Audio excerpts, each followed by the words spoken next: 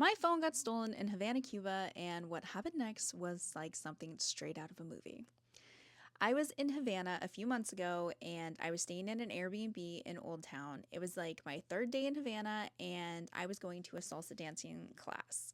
It was only like a 15-minute walk from my Airbnb, so I started walking down the street. Again, in Old Havana, it was a nice area, very touristy, nowhere dangerous.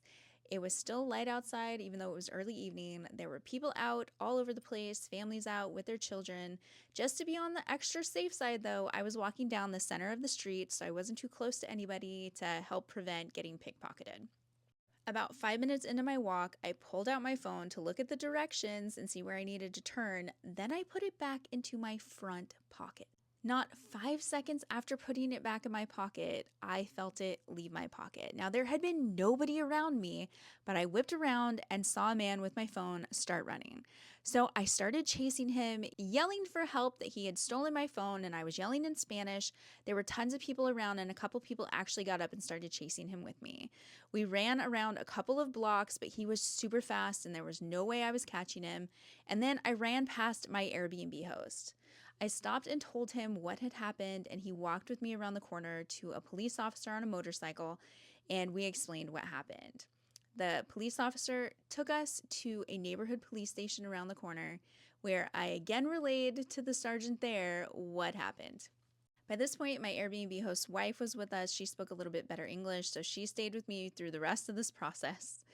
The police officer said that we needed to come with him, so we got into his police truck and he took me to a clinic to get checked out. I told them 10 times, he didn't touch me. I'm fine. I don't need this. Like, I don't need to go to the clinic. Finally, they listened to me and we turned around and went back where I had been walking when my phone got stolen. The police had me reenact everything. And after this, they went around and started talking to everybody on the street. People crowded around and told them what they had seen. Then the police were checking cameras that were up on the corners, doing like a completely full investigation, which was blowing my mind because in the US, if I had told the police that my phone got stolen, they would have been like, oh, well, too bad. Do you have insurance?